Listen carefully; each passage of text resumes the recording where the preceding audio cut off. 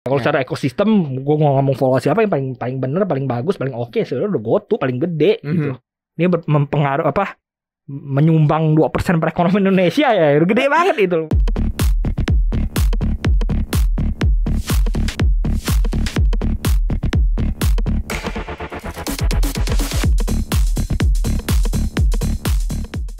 Selamat pagi, selamat siang, selamat sore, selamat malam Sobat Cuan. Hai, kembali lagi di Paham Pantauan Saham. Makin paham, makin cuan. Nah, itu dia. Kita harus makin paham biar makin cuan tentunya Putra ya. Ada gue Gibran dan juga Putra. Kita mau bahas nih satu emiten yang belakangan ini sebenarnya ya beberapa 2 minggu lalu deh. Kalau kita lihat 2 minggu atau 3 minggu lalu itu kan ARB nih. Tiba-tiba seminggu ini tuh atau seminggu kemarin ya kalau kita lihat arak sekali terus ijo gitu. Jadi enak tuh kelihatannya. Padahal kan market cap-nya gede banget nih. Jadi kalau orang tuh biasa bilang susah nih diangkat buat ARA. Ternyata ada yang ngebuktiin bisa ngangkat. Belum ARA GoTo kemarin hampir ARA. Karena soalnya kan GoTo kan di bawah 200 jadi ARA-nya 35%.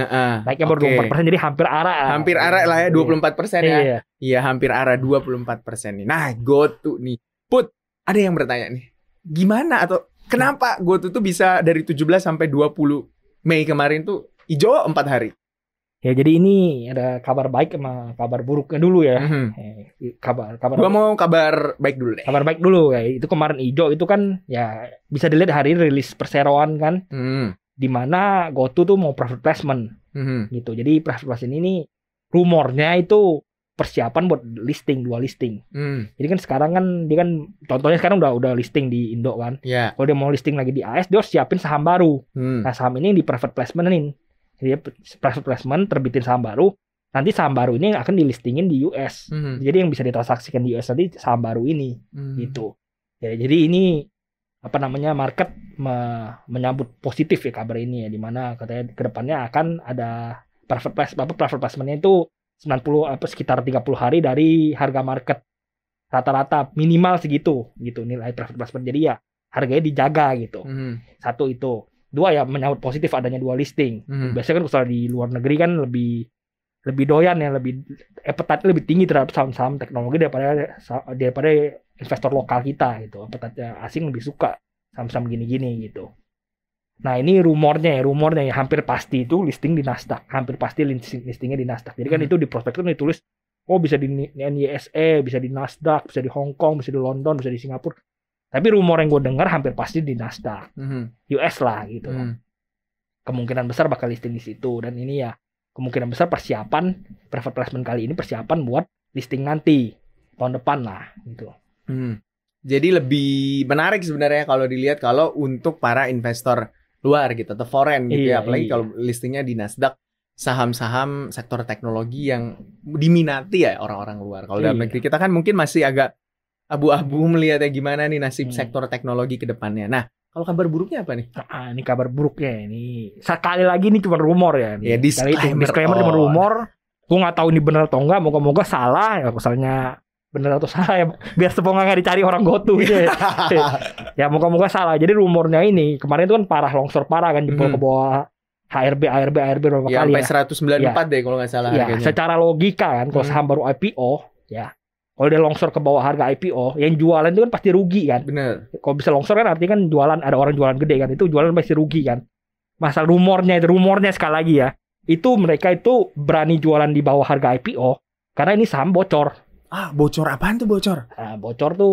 Bocor karena ini misalnya contohnya kayak gini.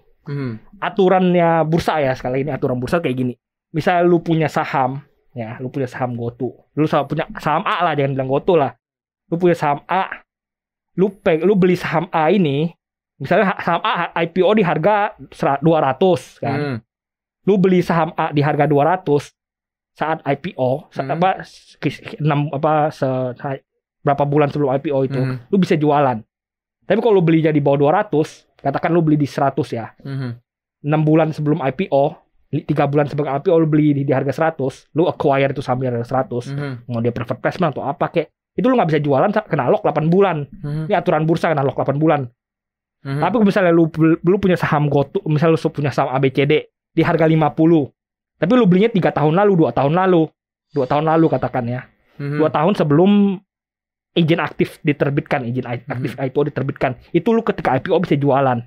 Ngerti nggak? Jadi ketika jualan, lu punya barang di bawah harga IPO gitu. Itu aturan OJK kayak gitu.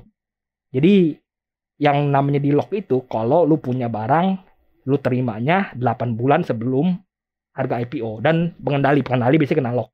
Kalaupun nggak lock, kalau mereka jualan biasanya ditanyain OJK, dicecar apa segala macam. Jadi biasa pengendali susah jualan. Tapi kalau bukan pengendali, lu dapat harga saham di bawah IPO dan itu udah lama, udah 2 tahun lalu, itu lu bisa jualan waktu IPO. Nah, rumornya sekali lagi ya, itu ada orang-orang lama yang jualan di GoTo karena mereka udah pegang lama, walaupun mereka pegang di harga IPO bisa jualan karena pegangnya udah lama gitu.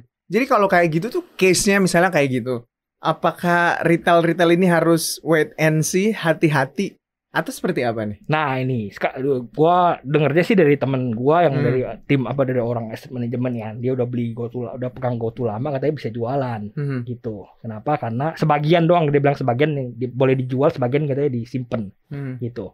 Nah ini kalau misalnya case-nya seperti ini kan, artinya kan mereka nggak bisa guyur banyak kan, dan mereka kalau mau guyur juga, mereka mau buang barang kan harus liatin valuasi juga kan. Misalnya mereka buang di 50, di 60, kan rugi sebenarnya mereka. Benar. Kan misal valuasi ternyata 80, 90 atau valuasi 100, 200, mereka jual di 80 demi exit kan rugi sebenarnya gitu. Kenapa nggak hold dulu, tungguin dulu ketika market udah stabil atau ketika udah dua listing baru jualan gitu. Ya gue dengar sih kemarin itu memang bakal dijual banyak mereka yang mau exit bakalan jual sampai di 200 gitu, sampai 200, dan bener ternyata kemarin emang sekitar 200-an rebound ya.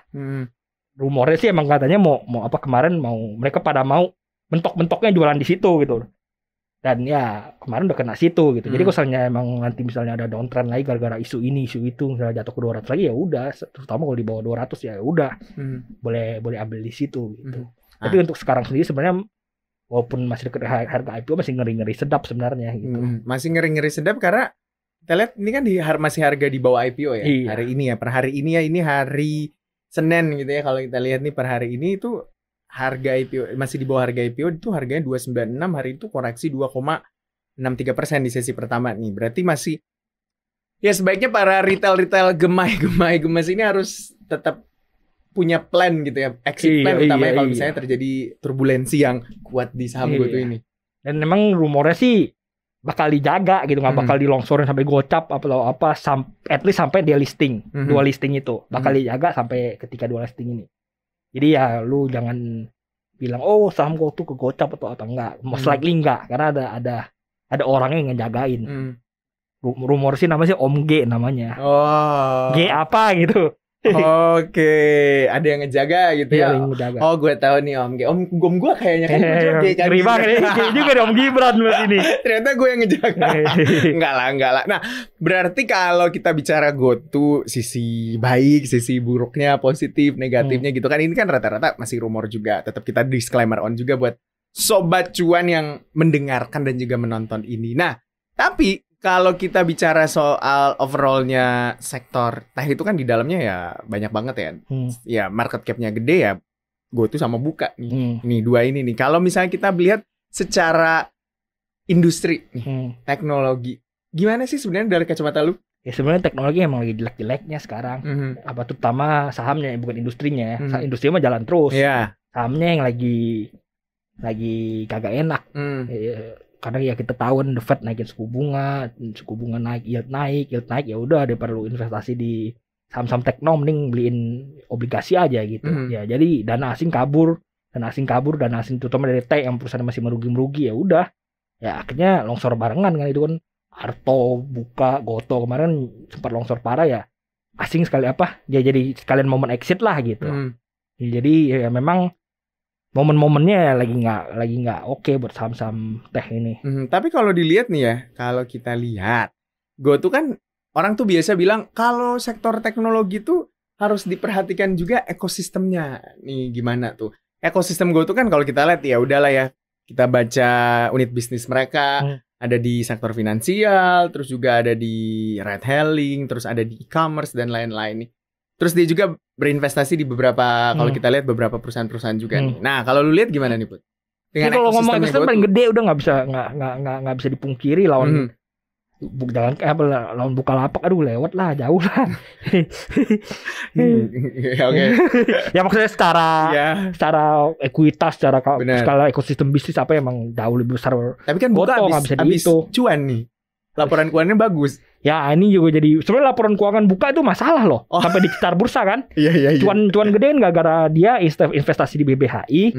Lalu dicatatkan MOM, mark to market kan. Artinya harga saham Buka naik, dicatatkan laba sebagai laba. Bali itu kan kena lock 3 tahun, 2 tahun. Kan nggak boleh dijual sama Bukalapak ya. Kenapa dia bisa catatin menggunakan pencatatan keuangan gitu? Ini sebenarnya masalah juga ini kan. Salah satu yang diperbolehkan menggunakan pencatatan mark to market itu kalau lu perusahaan investasi kayak Saratoga. Benar. Lu pegang MDKA-nya naik, lu boleh catatkan sebagai laba. Kalau yang kayak misal lu Bukalapak atau apa yang bukan perusahaan investasi, kenapa lu catatkan itu sebagai laba? Emangnya lu pengen jualan? 3 tahun lagi besok lu pengen jualan atau 3 tahun lagi lu pengen jualan kan enggak. Kemungkinan kan mereka kan emang investasi di sana supaya menjadi bagian ekosistem mereka kan gitu kan. Ya jadi dari masalah Bukalapak gitu mencatatkan BBHI sampai dicecar bursa kan akhirnya kan gitu. Jadi masalah.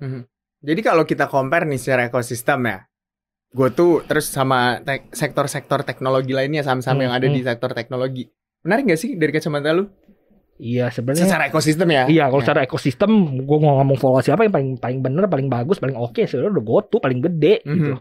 Ini mempengaruhi menyumbang 2% perekonomian Indonesia ya, gede banget itu mau ngomong. Awalnya 1% tuh. Iya, terus ya kan? Progress jadi 2%. Iya.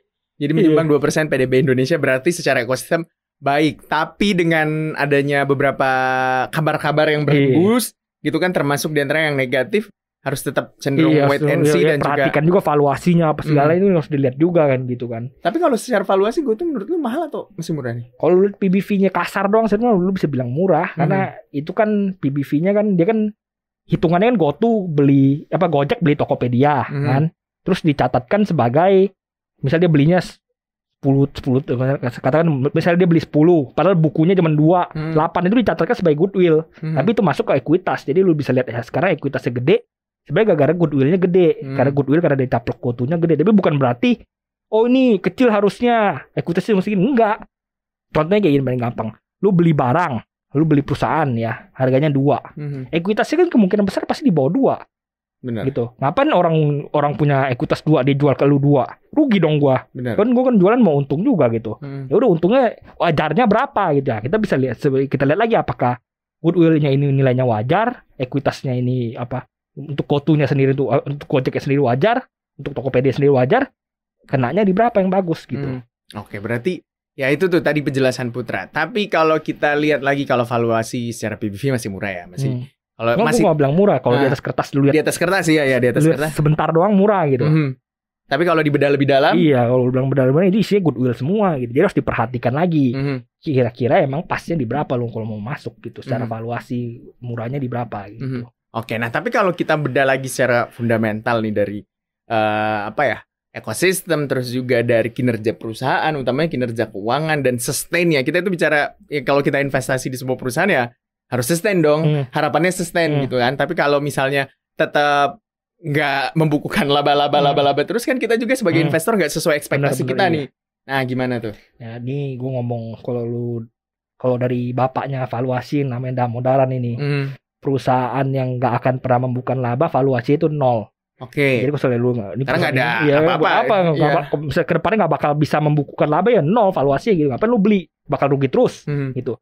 Nah ini GoTo ini memang sekarang kan belum bukukan laba. Tapi kan ada buah kata pas sebelum IPO. Iya makanya mereka setelah IPO katanya bakal bisa bukukan laba. Dan ini menariknya ini. Sebenarnya justru kata orang-orang sananya lah mereka bilang kemungkinan besar yang bakal untung duluan malah unit bisnis on demand-nya. Jadi kayak red hailing-nya apa segala itu on demand-nya yang bakal untung duluan. GoFood-nya apa segala itu kemungkinan bakal untung duluan. Baru Tokped-nya, baru itunya finance-nya. Oke. Gitu. Jadi yang on demand-nya untung duluan baru Tokped-nya. Padahal sebenarnya kalau bagi gua sendiri yang menarik dari unit bisnis GoTo itu sebenarnya Tokped-nya. Kalau Tokped-nya dipisah, gue berani dah itu invest di sana gitu. Lu berani beli Tokped-nya aja kalau Tokped-nya IPO sendiri nih. Iya. Kenapa? Karena Tokped tuh udah bisnis yang terbukti untung. E-commerce tuh udah bisa terbukti untung. Lu ngomong-ngomong apa namanya Shopee rugi apa, tapi kan posnya Amazon udah untung. Ya, sedangkan kalau misalnya on demand, hailing dan sebagainya kan belum terbukti untung. Didi, Uber itu kan, tapi kan kalau yang itu masih rugi-rugi. Dibangunnya udah lama gitu. Ya itu yang udah lama aja masih rugi, bro. Gitu. Ya kan? Uber operating profitnya masih rugi nggak salah. Didi Choosing, lalu Lyft apa segala, rata-rata semua masih rugi on demand itu. Jadi bisnisnya belum proven sebenarnya. Tapi kalau Tokped udah proven, kalau mereka mau cuan tinggal naikin marginnya. Orang yang jualan di Tokped terpaksa mau gimana lagi, udah gak ada profit lain gitu. Nah, sekali lagi nih ya Sobat Cuan, ini kita disclaimer on apa yang kita bahas tentang GoTo, apalagi saham-saham sektor dan teknologi yang sedang downtrend nih. Dan aman terakhir kosalnya, ini kalau Tokped kan kalau mau cuan kan tinggal naikin margin gitu kan. Kalau misalnya on demand mau naikin susah, bro. Bersaing sama Bluebird. Sekarang aja harga Bluebird sama GrabCar aja udah beda. Iya, saingan. Apalagi Bluebird sebenarnya ada harga pasti. Iya, udah ada harga fix ya. Selalu pesan di My Bluebird. Iya, My Bluebird udah ada harga fix. Dan satu lagi kalau misalnya itu Gojek itu lagi harganya lagi naik lagi, apa sih, rush hour itu harganya lagi merah itu kan harganya naik kan. 30.000 jadi 60.000 itu belum. Mending lu naik Bluebird dah. Benar. Apalagi murah. Sebenarnya kalau kita lihat secara perusahaan juga Gojek nggak punya aset kendaraan, ya kan? Kalau Bluebird punya gitu kan. Jadi memang agak berbeda gitu ya. Jadi kita mau disclaimer on lagi apa yang kita bahas tadi soal GoTo, Gojek, sama Tokopedia dan Bukalapak. Kita mau disclaimer on lagi buat sobat-sobat cuan. Tentunya semua keputusan berada di tangan Anda sebagai investor mau beli atau mau jual ya. Kita nggak mempengaruhi sama sekali. Jadi ini semua cuma sebuah gambaran bagi Anda yang mau masuk atau mau exit gitu ya dari saham GoTo. Dipikir-pikir lagi. Oke? Kita mau pamit dulu dari episode Paham kali ini. Kita akan ketemu lagi di episode Paham selanjutnya. Jangan lupa dengerin podcast Cuap-Cuap Cuan di Spotify, Google Podcast, dan juga Apple Podcast. Dan juga nonton Cuap-Cuap Cuan di YouTube Cuap-Cuap Cuan. Jangan lupa juga follow Instagram Cuap_Cuan. Kita mau pamit dulu. Gue Gibran. Gue Triputra. Sampai jumpa. Bye.